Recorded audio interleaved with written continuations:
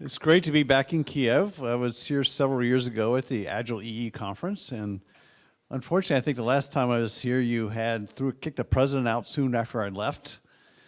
And then I was in Istanbul, and then they had another coup there. Maybe we'll be better this time. I'm going to talk about Agile Schizophrenia. It's sort of a topic I've been sort of preaching in various ways over the last few years. First of all, a little bit about me. This over here just says I'm really old. Yeah, I wrote my first code 50 years ago. So, yes, I've been doing this a long time. But the really interesting part is kind of on the right side, which says I'm kind of an early adopter of new technology. And so a lot of things I talk about in my talks are something you may not be ready for. Maybe it's something you'll see in 4 or 5 years even. But I'm an early adopter of these new technologies, partly because it's a lot of fun to play with new stuff. And so, again, don't be too worried if some of the ideas are a little crazy. They won't be so crazy 4 or 5 years from now. I'm also a bit of a disruptor. That's actually a formal term in business language now. This is a person in the organization who always challenges everybody's thinking. So we're a bit disruptive about that. And actually, I do a lot of solve very difficult problems. That's kind of what I focus in. And sort of whatever it takes to be successful. I mean, I kind of have almost some morals around this. Whatever it takes to make your organization better, I'm more than willing to do. So the subtitle here was, Hobgoblin of Little Minds, which comes from Ralph Waldo Emerson. And a lot of this actually makes sense for a lot of things that we do as change agents. And it starts out by saying a foolish consistency is a hobgoblin of little minds, adored by little statements and philosophers and divines. And I might also say executives. With consistency, a great soul has nothing to do. You speak now in hard words and speak hard words. So say the things that are really tough to say. Be willing to say those things. Again, change agents. And if you're misunderstood, so what is so bad about being misunderstood? It happens a lot, especially to thinkers like that. And he talks about all these other thinkers that do these things. But it is great to be misunderstood. And if that's true, then I feel very great because a lot of things I say are misunderstood. So, Agile. So when I talk about Agile, I'm not talking about that Agile. I'm not talking about Agile, which means well-defined processes and something that is rigorously documented and formatted in various ways and enforced by Scrum masters and Agile coaches. That's not the Agile I'm talking about. I'm talking about that golden Agile, the one that's kind of more flexible. Yes, Agile means flexible. It means adaptable. It means evolving all the time, not being stagnant. And so when you'll see me write in gold when I mean that one, the one that's in green, not the one that's in red that we hear a lot about. Schizophrenia, an interesting topic to label my Agile as schizophrenia, because usually that's associated with something very bad going on with a person. What I mean, though, is I'm looking for teams that are different. Different teams are going to be different within your own organization and will change themselves over time at different rates.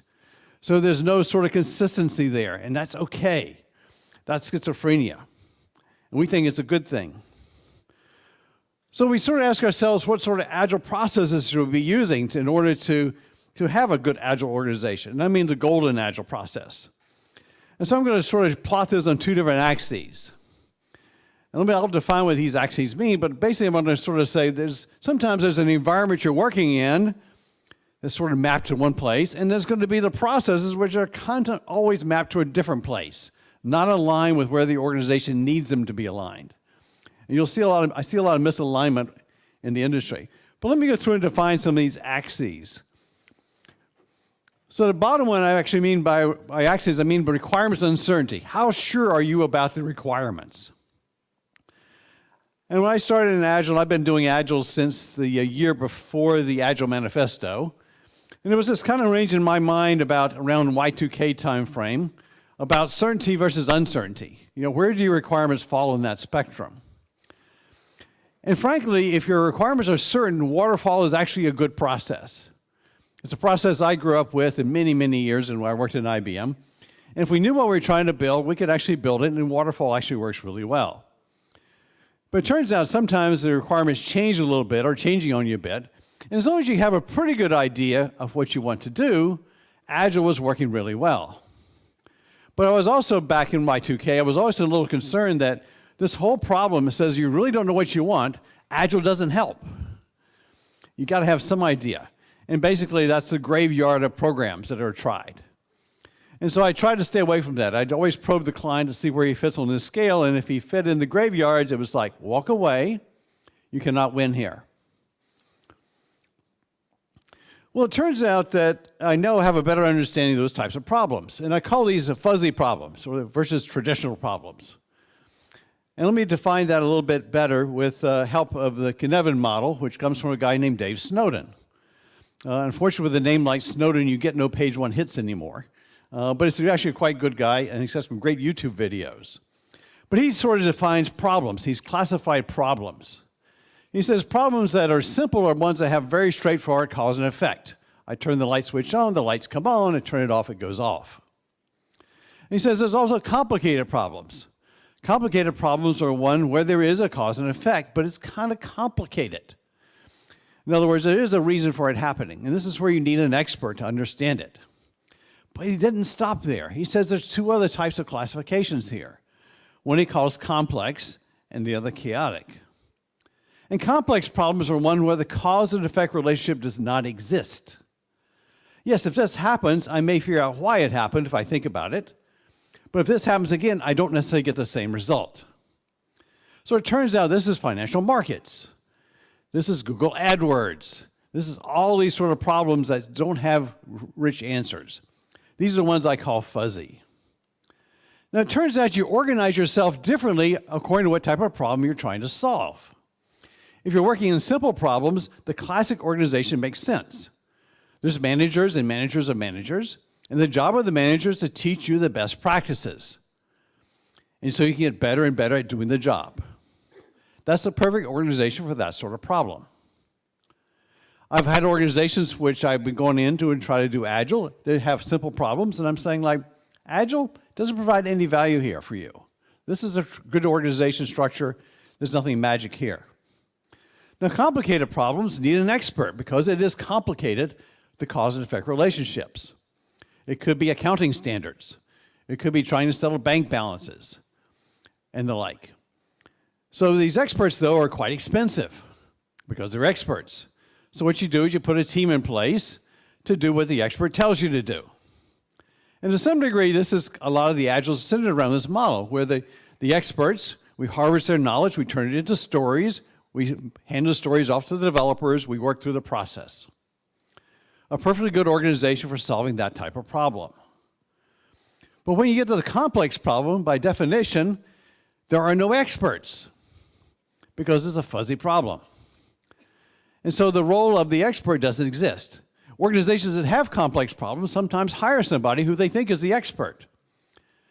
And after a while, they get tired because he's wrong, so they hire another expert. And when he's wrong a lot, they fire the manager because it must be his problem. The truth is, it's none of their fault. They can't figure out what it is because there is no set answer. It's a fuzzy problem. So what you wind up doing is you hire just a bunch of bright people, you turn them loose and say, figure it out. Tell them what success means, try something. If it doesn't work, try something else. If the thing you worked yesterday stops working, stop doing it, try something else. Very sort of chaotic environment for the developers. But again, no key role here for management because you can't tell them what to do. You can't have stories. Those things don't work in that environment. The experts don't work, so again, can't harvest knowledge there. So it's a very strange environment. Unfortunately, it's also some of the most interesting problems we have to solve today is in that segment. So now I begin to think that instead of a graveyard, this is just a world of fuzzy problems that I didn't know how to solve. But we're getting techniques on how to solve these today. We're getting ways to attack these sort of problems. And I'll get into more of that. So this is the fuzzy area. So that's going to be the bottom dimension of my graph. The vertical dimension is going to be your Agile experience. How much experience do you have doing Agile? How long have you been doing this thing? Is it part of your organization DNA? Or is it something you're just beginning to pick up? So we always talk about people over process as being very important. And that, by and large, most of these Agile practices are, in fact, there to change people's behavior. that if we start out with a team that was used to doing waterfall, they have a lot of bad habits that are sort of anti-agile. And we put a lot of processes in place to try to break those habits and get them over that. But once those habits have been changed, we want to think about the processes and get rid of them. In fact, actually, eliminating processes turns out to be much harder than putting them in. I actually worked in a process group in IBM early in my career, and my learning from that was, getting rid of the process is actually really hard. And I saw a lot of processes in place in IBM that were getting in the way, and trying to get rid of them was actually the important thing I could do. Putting them in place was quite easy. So let's look at some of these Agile practices. Let's look at iterations. We work on 1, 2, or 3 week sort of boundaries, doing an iteration. Now, the value of that is to get us used to the fact that we're regularly delivering software. It's ready to go every few weeks. And just that discipline is very, very powerful. So we have those sort of things. And of course, there's a lot of ceremony associated, planning games associated with that. We do story ownership concepts. We estimate velocity, all sorts of things. The problem with this process is we tend to want to fit the story into the space that's left. That if we have a little bit of time left, let's find a story that fits so we can finish it in this iteration. That's not necessarily in the business' best interest. The business would rather do the most important thing next, not the thing that fits in some arbitrary window. And once you start going faster and faster delivery, this turns out to be quite slow. I worked in a company in London. We put new code in production every 3.5 minutes. Iterations died. They were gone. So again, the idea of this process is to get us used to regularly thinking about delivery all the time, but once that's in place, it's not necessarily so valuable to keep it. It sort of gets in the way. Iteration planning meeting. Let's get together at the beginning of the iteration and do some interesting planning around this. So again, the idea is to make sure we identify what we need to work on and commit to these stories, to make sure we understand what we're trying to get done. So we task stories out as a group. We make story level estimates. We talk about who owns the various individual stories. And it just takes several hours per iteration. I've seen sometimes they even take a full day out of a 2-week cycle just to do this sort of exercise. But there's a lot of waste associated with this process. For one thing, if you're sitting there as a group and tasking out a story, well, actually, there's probably only 1 or 2 programmers ever going to work on it. So why are the other guys in the room? Why are they sitting there through all this part of the exercise? And we may task it out in a way that doesn't make sense for the programmer who's going to pick it up. He may have a different idea. So we have some waste associated with that. And then you have the horrible fear associated with this. Oh, we're going to assign a story to you. So you own this story. So how long is it going to take you to do this? You're saying, oh, my goodness. If I get to pair with this really bright guy here, it's going to be just a day. But if I pair with this idiot over here, it's going to take me 5 days. If I say 5 days, they think I'm an idiot. Fear. Fear creeps into the process because I'm asking that sort of question. And it's all part of the standard process of doing that. So, again, a process that probably, once you sort of get used to the idea that we're going to identify some work, we're going to work on it and get done, I'm not sure I want to do an iteration planning meeting anymore. In fact, about in 2004 was the last time I ever tasked things in a planning meeting like this. In fact, if I ever did it again, the programmers would have killed me. Retrospectives. The idea of retrospective was let's get together and figure out what we did wrong the last time. What can we do better? What's some ideas for doing that? So a very good idea. Let's get feedback from the people who have worked on the thing on a regular basis. And so that's a very good idea. Let's get the feedback. Of course, it's part of an iteration. It takes some more time out of the iteration to sit and have a retrospective. But the idea is, after a while, you sort of get used to saying, well, okay, I have a new idea, but I got to wait till the retrospective to have it. I can't do it right now. And you kind of want to, once you get used to having ideas and it's okay to float your ideas up, I don't want to have a retrospective. I want the ideas to float up now. If I have a better idea how to do something today, let's talk about it today. Let's don't worry about it there. Let's try something different. So again, a process that breaks down a bad habit, but itself can get in the way after a while once the habit is changed. Stand-up meetings. One of my favorite techniques of all time is the idea of we basically going to get together and figure out what our progress is. What sort of work we got done? Generally, you have it early in the day. It's supposed to be a very short meeting. We always stand up. There's all sorts of things you can do to make sure everybody participates. You pass around a token so who can speak.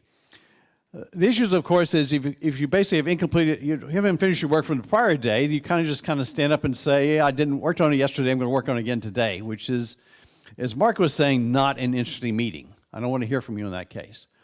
And what if I finish a story like in the morning? Do I wait till tomorrow morning to figure out what I'm going to work on next? Do I kind of think it's now my time because I finished early? I can do something else. So I've seen bad habits form around this. So once you sort of get used to feeding yourself work and you're working off perhaps a Kanban wall, I don't need to have a stand-up. If I finish something, I go work on something, the next most important thing. And you sort of get into a habit that way. Pair programming, another technique I'm quite fond of. The idea is basically we're trying to break down the introverts. Most of our programmers are introverts. We don't want to show our code to somebody else because we're embarrassed that we make mistakes. Of course, they also make mistakes, but we don't really believe that's true. So it's still very hard for us to handle that. So what do we do instead of that? Well, we force the pairs. And now all of a sudden, now I'm thinking about the problem. I see you make mistakes, I make mistakes. Together we get together. And of course, this turns out to be a very powerful technique for breaking down those barriers between the programmers, that we're afraid to talk to each other when we make mistakes. So technique is every code has to be written by pair programmers. I've used that technique as well. It works really well. Of course, then you have ceremony about how do you pick your partner, how do you have a pair stairs to keep track of who's paired with whom and make sure you do perfect rotations. Then, of course, you got to fix the furniture so you can actually pair at workstations. It's one of the worst things I see is the furniture associated with pair programming. But it turns out that when you get more and more advanced in Agile spaces, especially you move to something like microservices, which in my world is probably less than 100 lines of code, it's not clear I need anybody to sit with me to write 100 lines of code. If I can't write 100 lines of code, I probably should find a new job because I'm not a programmer. And so we see pair programming drop away sometimes. So if you sort of put this into this sort of dimensions of this, you have this uncertainty on one axis about how certain are you about the requirements. Are they fuzzy or are they very solid? And how experienced is my team is. Is it need all those practices to sort of get used to the processes? Or has it learned all those processes and we can start relaxing them in some way?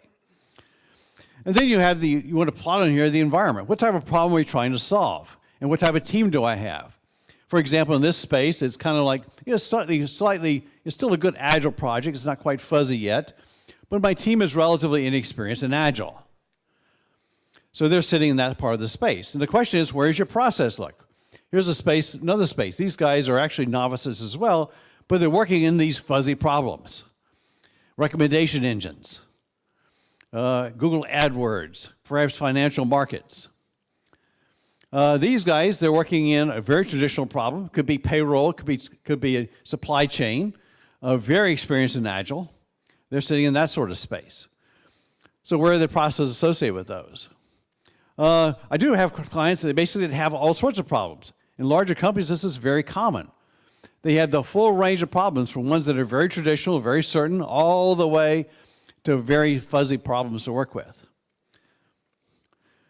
And here's the corporate philosophies. The corporation will say, here's our Agile philosophy. We're assuming everybody's a novice. We're assuming it's traditional Agile.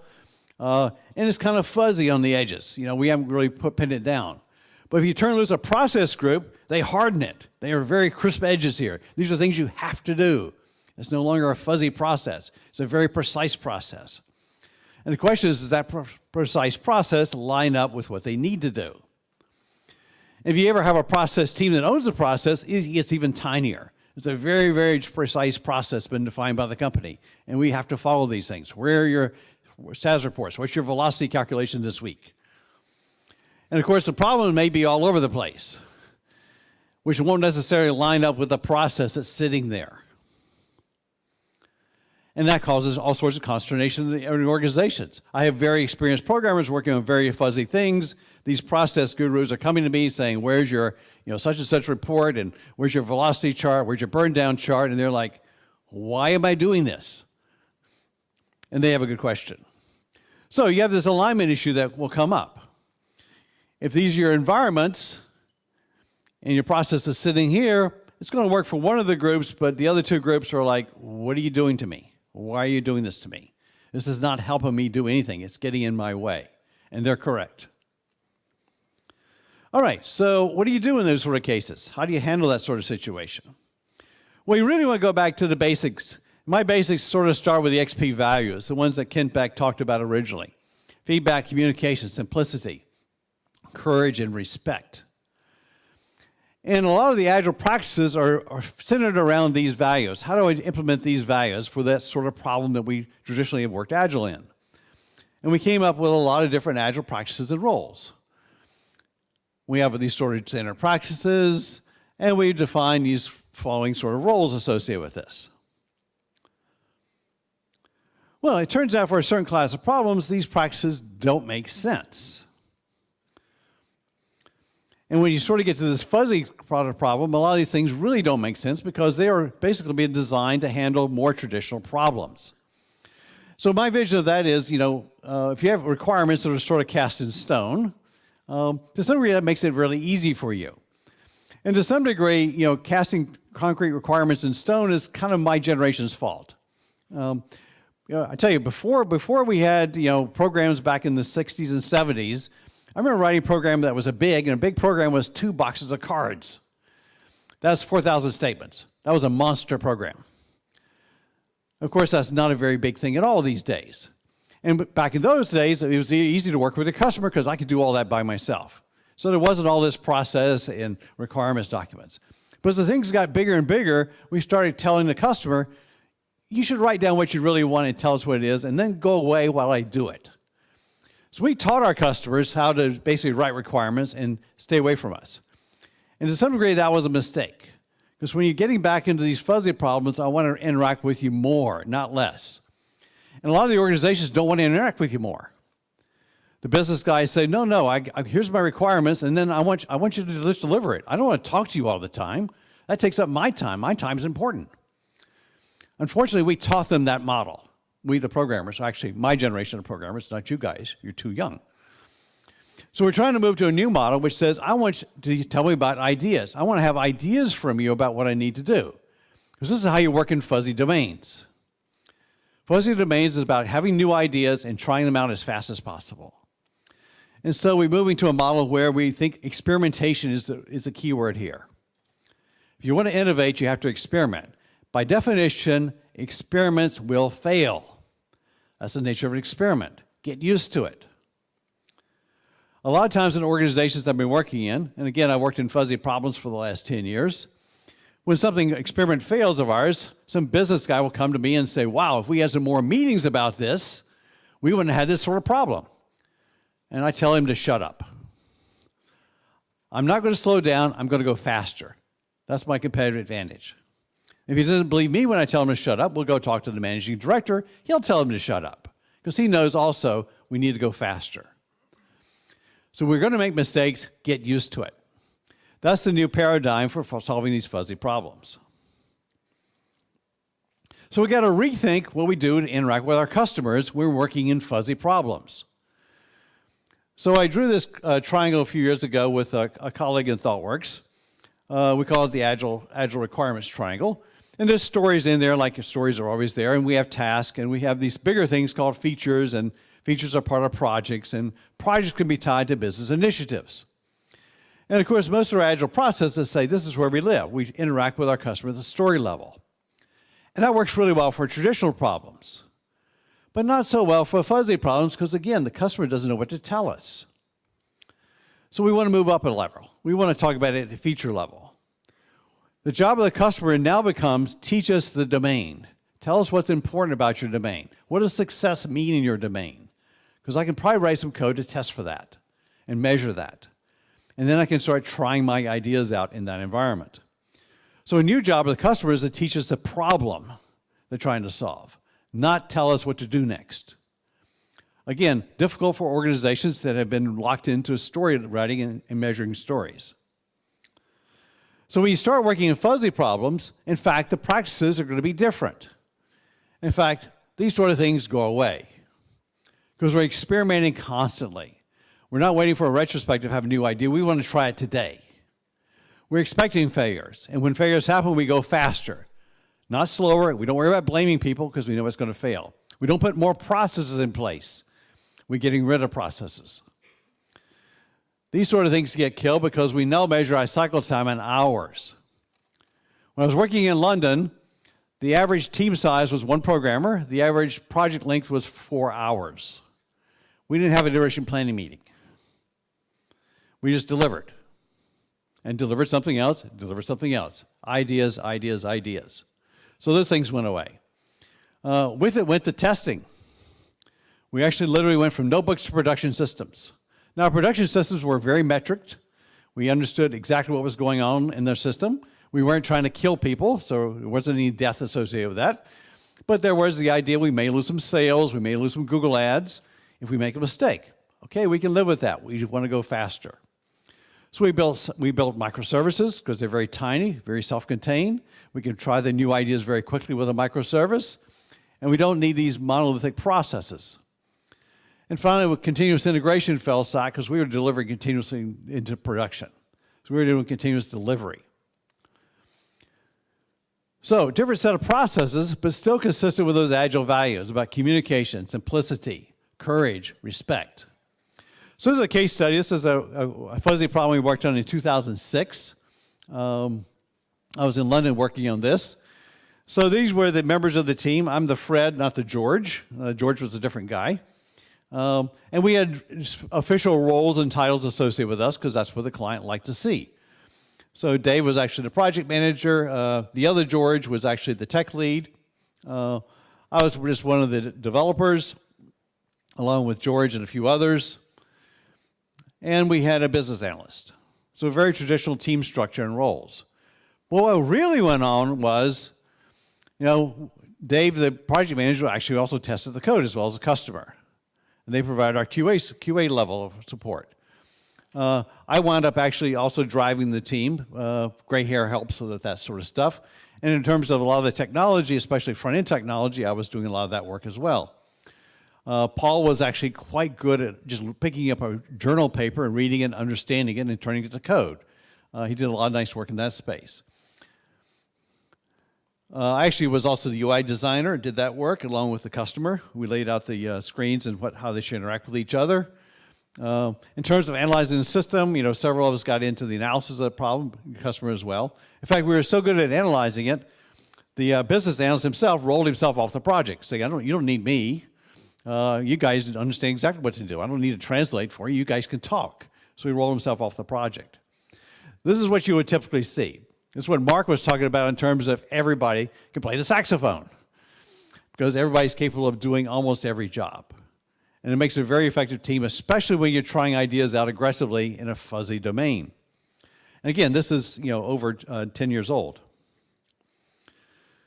So if you have this sort of project like this, where you have this sort of environment in place, very sophisticated thing, working on fuzzy problems, and you got a process. In fact, this is what we had in this environment. We had, in 2006, we had a very fuzzy problem, very, very experienced Agile team. And we had a process that was kind of from our company, which was kind of more traditional. We pretty much ignored it. And by the way, we also killed these roles because these roles are not interesting when you're working in fuzzy problems. In fact, we got ourselves pretty much down to having developers and customers. That's it. Again, no role for these other roles because, frankly, they're fuzzy problems and there are no experts. When you have no experts, it's just a matter of having ideas. So we called this programmer anarchy, which was my marketing term, going out and talking about what we did. And to some degree, programmer anarchy is just another, again, a marketing term to help us recruit in a very competitive London market. So you'll see some videos online where I talk about these processes in even more detail. But it's really based on, I'm really saying it's kind of an advanced Agile. It's kind of taking Agile to the next stage, where you're thinking about all the Agile principles, the core practices and values like that, and you basically keep pushing them to the further edge. The same way Kent Beck talked about extreme programming, pushing all the ideas to the extreme level, we want to keep doing that in the Agile space. And that's what we wind up doing in that space. You might also call it aggressive Agile because it's about going Agile very, very fast. You might call it even Agile. So it's taking the Agile we have now and making it really Agile for a change, where it's constantly changing and evolving.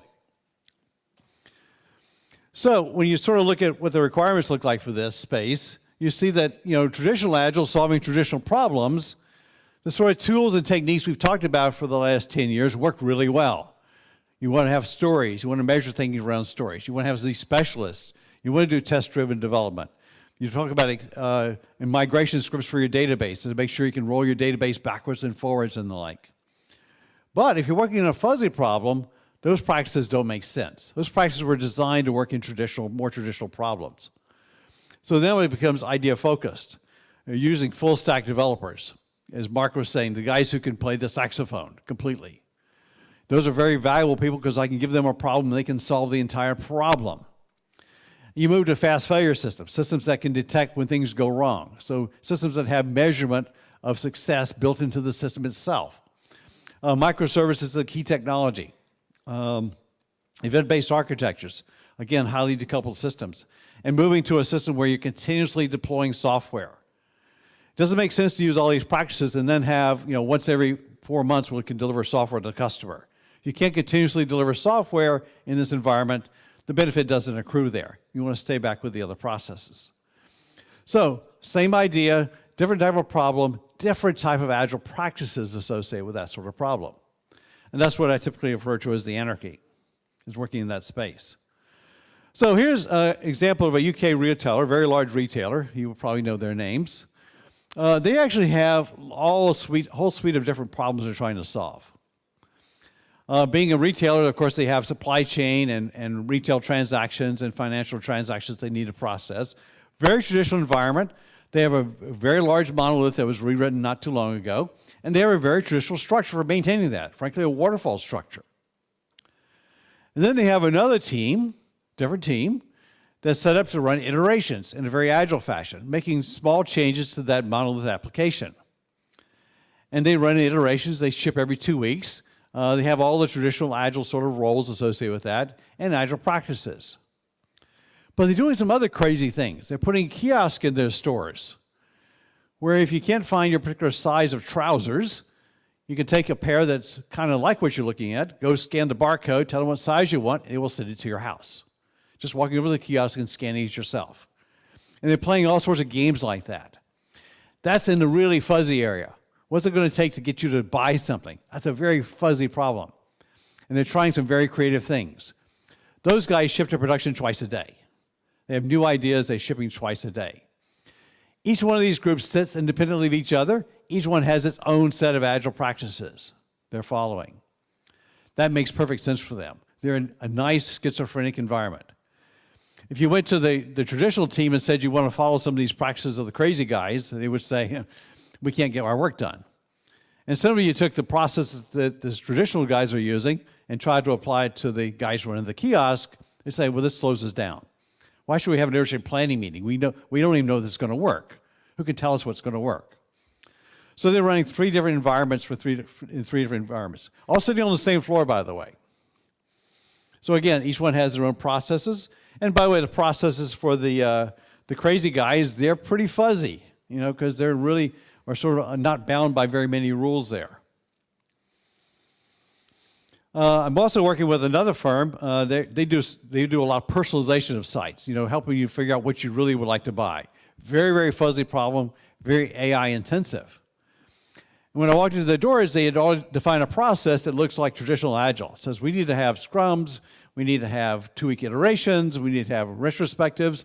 I'm looking at them, looking at the problem, saying, no, your processes don't line up with what you're trying to accomplish. And so I've had to work with them to sort of undo those processes and put ones in place that make a little more sense. Now, they are novices at Agile, so they need some help there with process, but the processes they have in place are inappropriate for that. So there was a mismatch there that you had to work on. So that's what I'm trying to get in place, because they frankly have some guys that are getting quite good at this. And even though they have 5 or 6 different teams, each of which are only 4 or 5 people, they have different levels of Agile skill at that company as well, because they're still hiring, bringing people in. If they're bringing new people into a new team, I want them to pair. I want them to have an idea about having a stand-up so everybody knows what they're working on.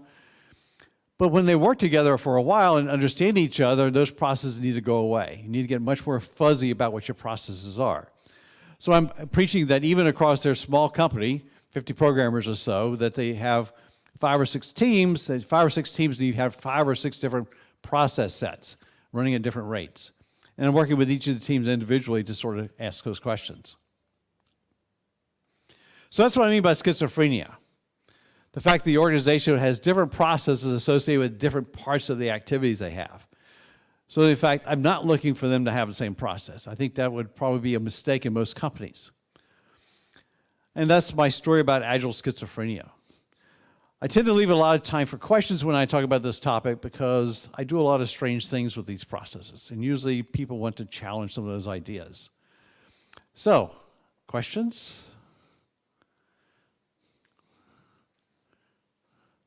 Yes, ma'am. So the question is, across a large company, especially a very large company, with each team working their own processes, will it work? In fact, it works quite well, but you want each team to declare what processes they are using. So you make sure they're very visible about it. And you still like to have some people supporting those processes to help them understand that. I'm also always concerned if they're sitting at the novice level of experience, they're not really ready to define the process. They don't really understand them.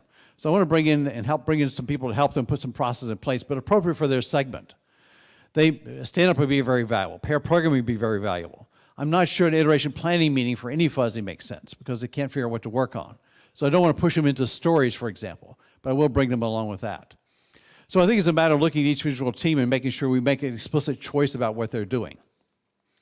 One of the things I do like about retrospectives when I start running this for traditional is I'm looking for every retrospective that somebody suggests an experiment we're going to try. I want one experiment for every retrospective that we're going to try the next iteration. I want them to think about things that can be different, not just sort of say, oh, we just keep doing it. I want some change there. I saw another hand.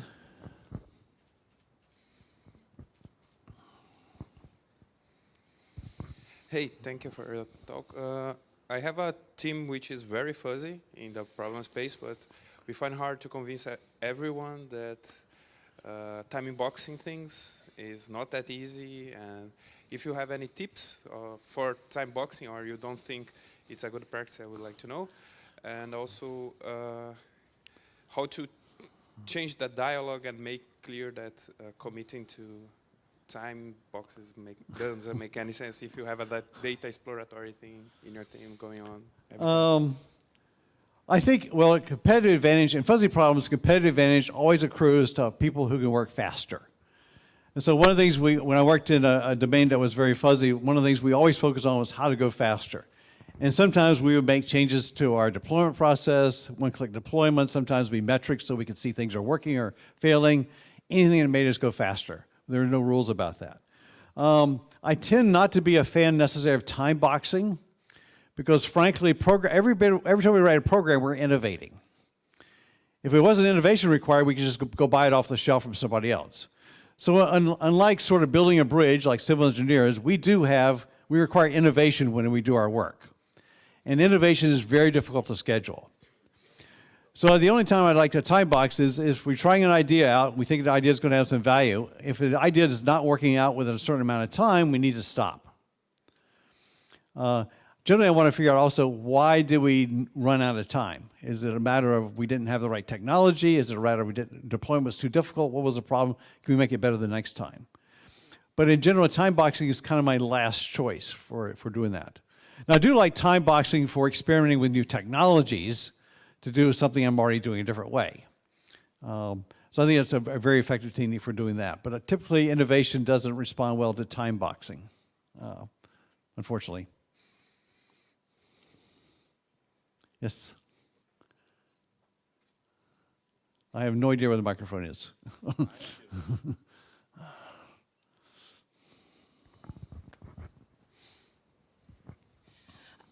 Yeah, thank you for your speech. I really like the idea of different teams with different culture and different processes inside one company.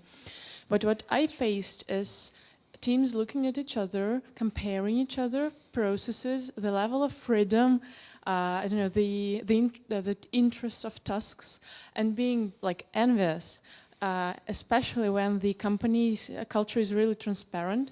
They just look at each other.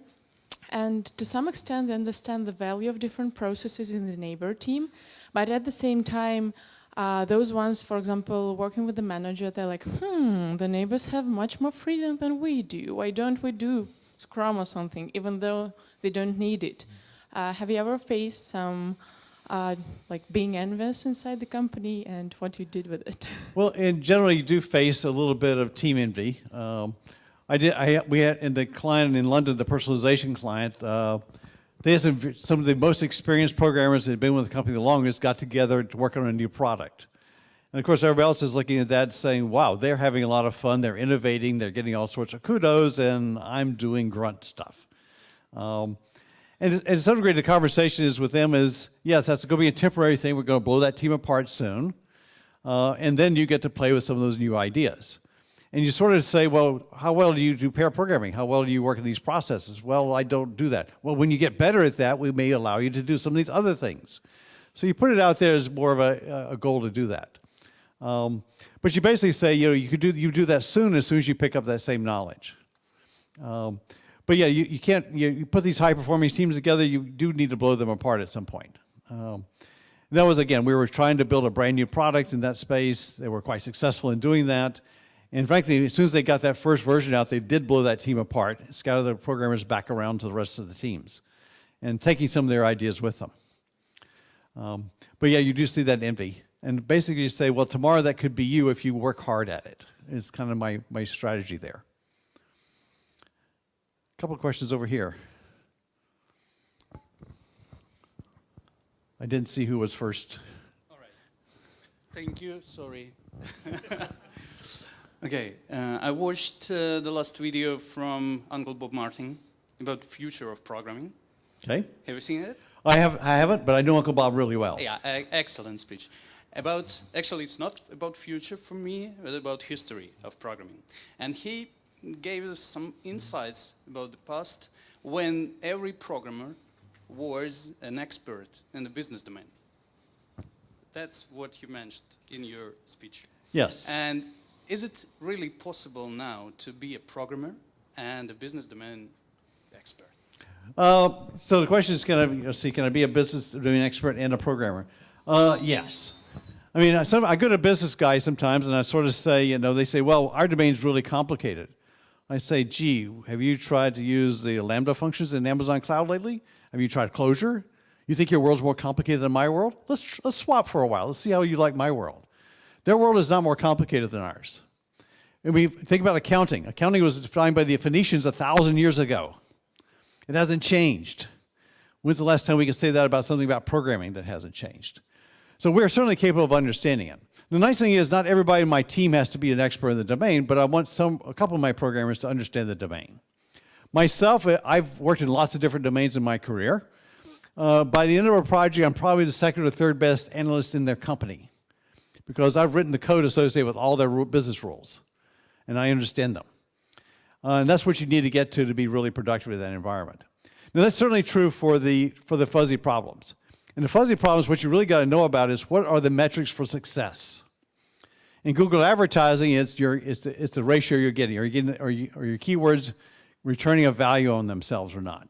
So it's a pretty straightforward metric, easy to calculate, not that hard for a programmer to understand. It's not beyond our understanding. There does have to be one domain where I know where we can't understand the problem. And that turns out to be particle physics, the strings and all that other fuzzy stuff.